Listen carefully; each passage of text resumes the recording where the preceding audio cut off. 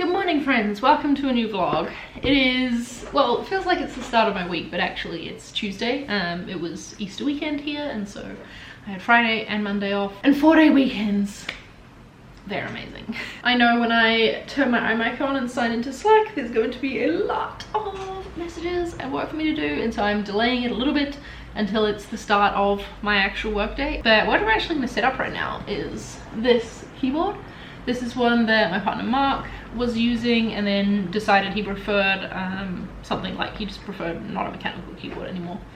So I'm going to try it out and see if I like it, because it is Bluetooth, whereas my one that you would have seen me make the keys of if you watched that video, I painted the cool pink, purple, blue keys myself. But it needs a wire to go into the computer, so it'd be nice if this one worked out for me. Though I would want to buy a cuter keycap set for it. This is what it looks like. I like the slimmer profile, I think. Although I'm noticing it's got like, I think it's a US layout.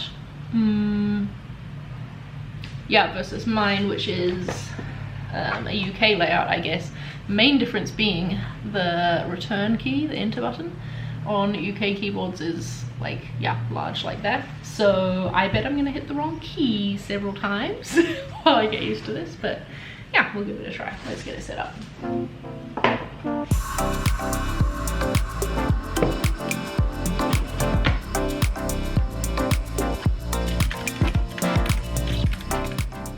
It's definitely like clackier than my current keyboard. Ooh, where is it? Over the weekend, the long weekend, I read Write Useful Books by Rob Fitzpatrick, and it was so good. It gave me so many like breakthroughs about why I've been struggling with my book so much.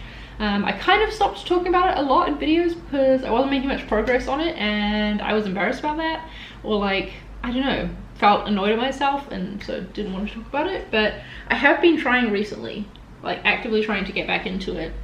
And I've just been frustrated with what I've ended up writing. It just is like not feeling right. And I realized through reading this book where I was going wrong. I'm like starting way too much at the beginning of like the design process basically in writing this book. I intended it to be for people who are marketing designers, people who have to design marketing materials, who are like already designers, but they just want to know how to do it better, right? Like I feel like there's a lot of content that can take you from 0 to 1, like teach you the basics of design, and then you can kind of iterate your way from there from like 1 to 5 if we're talking on like a scale of design awesomeness. But it's much harder to progress past average and into being great at your job. And so that is what I want to write my book for. I want to help designers be great at the jobs so they can earn more salary, do better work, have more impact, all that stuff. So yeah, I was writing about things that like, when I thought about it, my ideal audience already understood and knew. I'm probably not making much sense, but I'm really excited to have read this book. And I joined the community, the Useful Books community that is set up in sort of like as a companion to the book, because I feel like it's what I'm going to need, some more accountability to get this thing actually finished. And today I'm stepping well out of my introverted comfort zone, and I'm going to join a writing accountability group that meets on Tuesday mornings at 10:30. So I'm going to have to like adjust my work routine a little bit to make up for this, but I think it'll be worth it. So yeah, I'll get my work day started at like 11:30. But the first one is today. Seb wants to say something about it apparently. Here we go. Did you hear him meowing in the background? But yeah, we're gonna meet some people and do some writing together live on Zoom. I feel nervous, but I also know it's what I need to get this book written, because I really do want to get it written. What do you think? He thinks nothing. He can't read. Before I get into my day though, I gotta go buy the cats some food.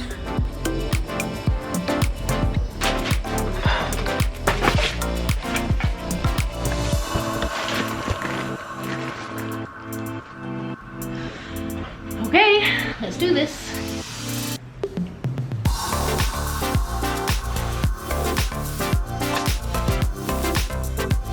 Okay, just got off the call. It went really well. It was really fun. There was just like 8 of us on the call. So yeah, not too big a group, which was good for me being a newbie to it. And I don't think I realized that the author of the book himself was like leading the call. I probably should have realized that, but yeah, anyway, that was cool to And I know this is going to be really helpful for me, really inspiring to be kept on track with people who are, everyone else is obviously much further ahead in the process than I was. You might have noticed I switched back to using the old keyboard of mine because, yeah, this layout is going to take some getting used to type on, you know, on a layout that you're not used to. I was hitting the wrong key, and when you're trying to have like a 30-minute focused writing time, you need to be hitting the right keys most of the time. Now it's time to dig into the mountain of Slack messages and emails that I have for work. And to do that, I think I'm going to need another coffee. Yeah, it's gonna be necessary.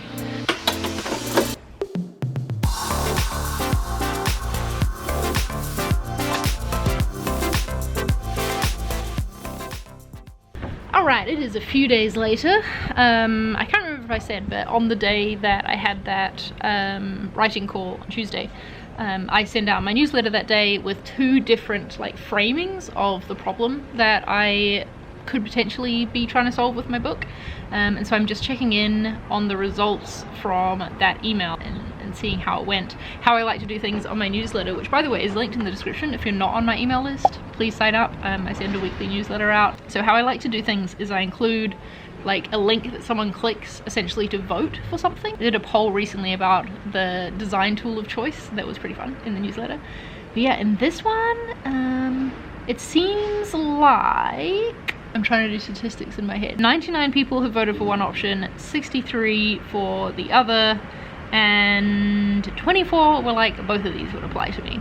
So what I'm going to do next is set up, I want to know more information from these folks on, yeah, why they appeal. So I am going to send out a form that asks them for more details on it, and I'm setting up a little ConvertKit automation to do so, to make that easier and send the right form to the right people.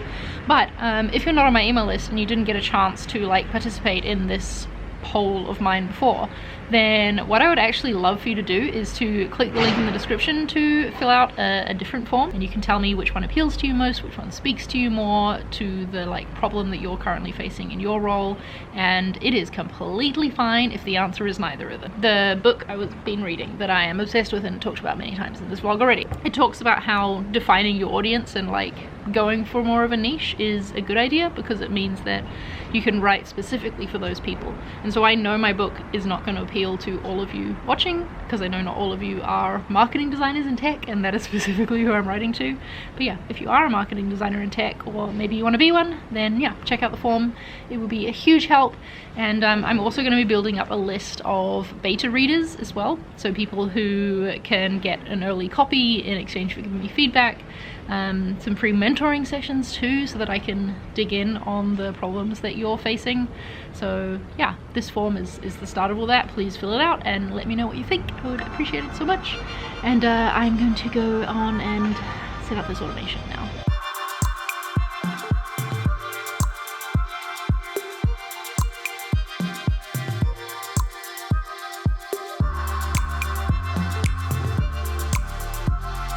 I've been thinking about why it is that reading this book has helped me so much and like given me this new focus, this renewed motivation to work on my book.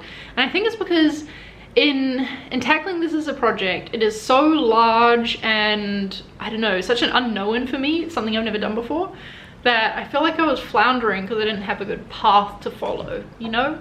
Like, I knew what my end goal was and I knew where I was now, and I had no clue how to really close that gap. And I was trying a bunch of things, and that I thrive more when I have a suggested path to follow. Obviously I can like deviate from it when I wish, but yeah, this has been very helpful. I'll put a link in the description to this book because I've talked about it so much that maybe you'll be interested in checking it out too. So it's motivating because it gives me a path, but it's also motivating for me because I'm seeing the impact that this book is having on me, and I'm like, damn, I want my book to have this impact on marketing designers, right? I want it to give them aha moments and make them feel like, okay, I know what I need to do now, and I have like clear suggestions of things I can try, like a path to follow to level up in my career. I've had a very busy week of work, and I'm about to enter, let me count it up for you, 1, 2, 3, 4, 5, about 5 solid hours of meetings. So I'm gonna go eat some lunch. before I get into that. But I'll end this vlog here because you've heard me go on about the book enough. I just hope that you enjoyed hearing and seeing this little behind the scenes of the process of making it happen, and I will continue to update you in vlogs from here on out. Thanks for watching, thanks for joining me on this journey, and I'll see you in a future video. Bye.